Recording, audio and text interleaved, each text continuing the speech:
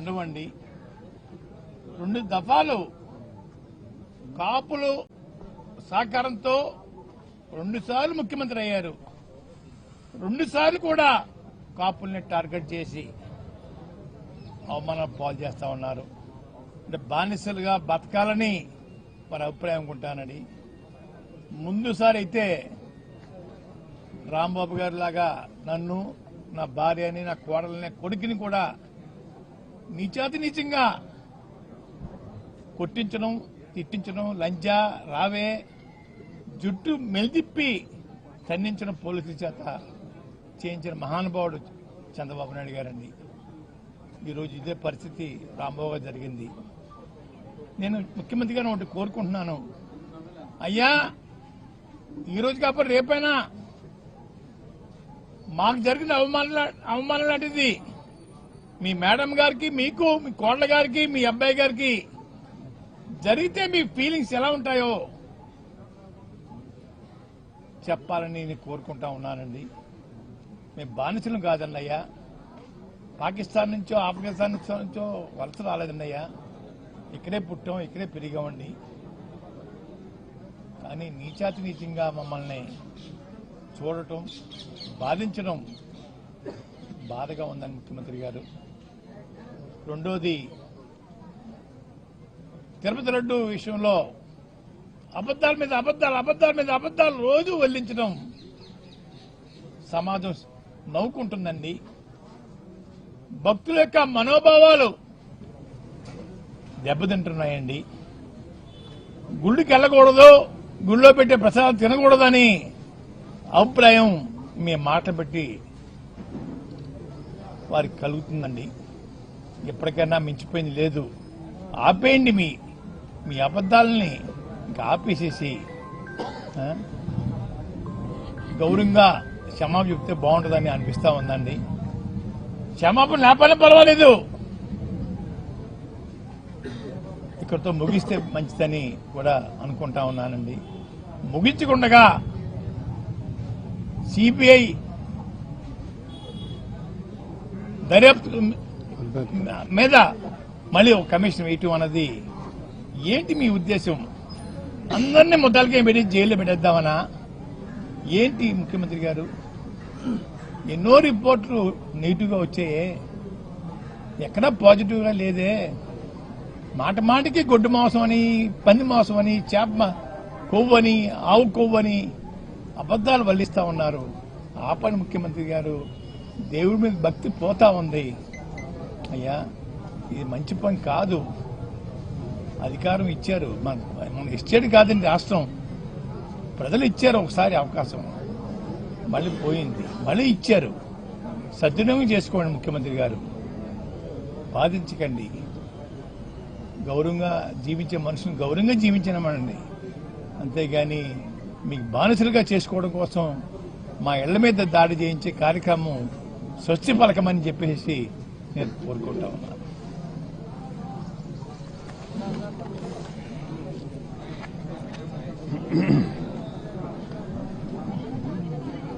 ఈరోజు చాలా దురదృష్టకరమైనటువంటి సన్నివేశం. అంబటి రాంబాబు గారిని అరెస్ట్ చేయటం, సరే విడుదలవుతారంటే మళ్ళీ ఇంకో పీటీ వారెంట్ కేసు అరెస్ట్ చేయటం, ఈ విధంగా అరెస్టుల మీద అరెస్టులు చేసి జైల్లో పెట్టడం అది ఎంతవరకు సమంజసమో వారి విజయంకే విడిచిపెడుతున్నారు. నేను చాలా స్పష్టంగా చెప్పదలుచుకున్నాను, ఈ విధమైనటువంటి అరెస్టులు మీరు ఈ రాష్ట్రంలో చేస్తే భయపడిపోయి ఏదో చేస్తారనుకుంటే అది చాలా పొరపాటు. మీరేం చేశారు? అంబటి రాంబాబుని అరెస్ట్ చేశారు, తర్వాత మన జోగి రమేష్ని అరెస్ట్ చేశారు, తర్వాత మన మిథున్ రెడ్డిని అరెస్ట్ చేశారు, చెవిరెడ్డి భాస్కర్ రెడ్డిని అరెస్ట్ చేశారు. మరి అరెస్టే చేయలేదు కానీ మహిళ అయినటువంటి విడుదల రజనీ గారిని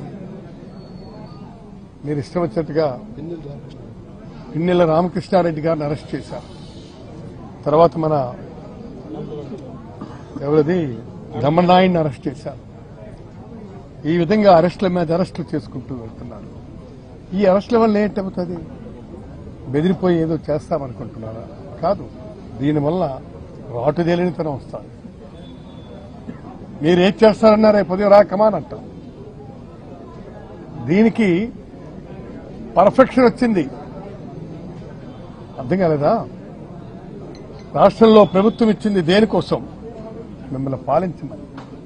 పాలించమంటే ఏ విధంగా పాలించమని? ఈ విధంగా. ఎంత అన్యాయం అండి ఇది. ఈ విధంగా పాలించమంటే ఎవడైనా పాలిస్తారు, దానికేముంది? మీరు 4 తడవలు ముఖ్యమంత్రిగా చేసినటువంటి మీరు ఏ విధంగా పాలించాలో మీకు తెలీదా? మీకు తెలిసినటువంటిది ఏంటి? అరెస్టులు చేసి భయపెట్టి మేము పాలిస్తామనుకుంటే చాలా పొరపాటు. మీరు ఒక్కటే గుర్తుపెట్టుకోవాలా, ఇవన్నీ కూడాను భవిష్యత్తుకి గట్టి పునాదులు వేశారు. ఇవాళ మీరు అరెస్టులు చేయటం మూలంగా ఏమవుతుంది? ఏమీ కాదు. అంతేకాదు, నేను చాలా స్పష్టంగా చెప్తున్నాను, నేను గుర్తుపెట్టుకోండి, మీరు ఈ విధమైనటువంటి దీనివల్ల ఒరిగింది ఏమీ ఉండదు. తర్వాత అన్నిటికంటే ముఖ్యమైనటువంటి విషయం ఏమిటంటే, మీరు వీళ్ళని అరెస్టులు చేసి మీరు ఇంకేదో సాధించాలనుకుంటే చాలా పొరపాటు పడుతున్నారని చెప్పి మీ అందరికీ విజ్ఞప్తి చేస్తూ, ఈ అరెస్టులతో ఇక్కడికి ఆపండి. ఇక మీరు తిరుపతి లడ్డూ ప్రసాదానికి వెళ్తే అందులో ఇవి కలిసింది, అది కలిసింది, పందికోవు కలిసింది, గోమాంసం కలిసింది, ఇష్టం వచ్చినట్టుగా మీరు కామెంట్లు చేస్తున్నారు. అవి రుజువయ్యాయి. అది కాదు అని రుజువైంది. ఎవరు ఎంక్వైరీ వేసినటువంటి అధికారులే చెప్పారు. అది కాదు అని చెప్పినా కూడా మీరు వెంటనే మళ్ళీ ఇంకోటి వేశారు. ఇవాళ సింగిల్ మెన్ కమిషన్ ఇస్తున్నారు. ఏం చేయడానికి మీరు అందరినీ ఇదంటించడానికి చూస్తున్నారా? కాబట్టి ఈ పరిస్థితుల్ని ఎట్టి పరిస్థితుల్లో కూడా మేము అంగీకరించే ప్రశ్నే లేదు, ప్రసక్తే లేదని మీకు నేను మనవి చేస్తూ మీ దగ్గర నుంచి సెలవు తీసుకుంటాను.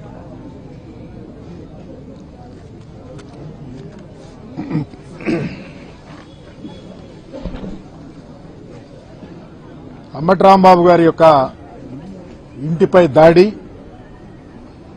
ఆయన మీద 7 గంటలు శైర్య విహారం చేసి ఆయన అంతం చేయాలనే ఆలోచనతో ప్రభుత్వం చేసినటువంటి కుట్రకి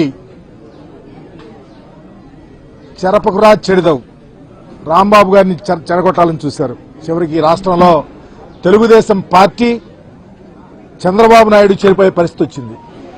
ఎందుకంటే రాంబాబు గారి యొక్క మనస్తత్వం ఈ రాష్ట్ర ప్రజలకు తెలుసు. ఒకరిని బాధ పెట్టాలనో, కుల ప్రస్తావనలు తేవాలనో, కించపరచాలనో మాట్లాడే మనస్తత్వం కాదు. చిన్నప్పటి నుంచి తెలిసినటువంటి వ్యక్తి, సెటారికల్ గా మాట్లాడే వ్యక్తి. ఆయన మీద దాడి చేస్తా ఉంటే, ఆయన కొడతాకి సిద్ధపడతా ఉంటే మాట్లాడచ్చు.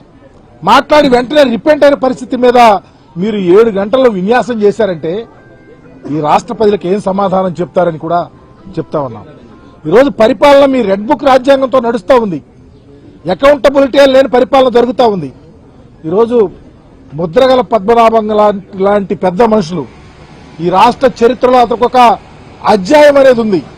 కాపు ఉద్యమానికి ఉవ్వెత్ర తీసుకొచ్చినటువంటి మహానాయకుడు ఆయన మాటలు చెప్తా ఉంటే, భయపెట్టి మీరు రాజకీయాలు చేయాలంటే, లేకపోతే భయపెట్టి ఒక కులాన్ని దగ్గర తీసుకోవాలంటే ఈ రాష్ట్రంలో ప్రజలు కళ్ళు లేని కబోజులు కాదు.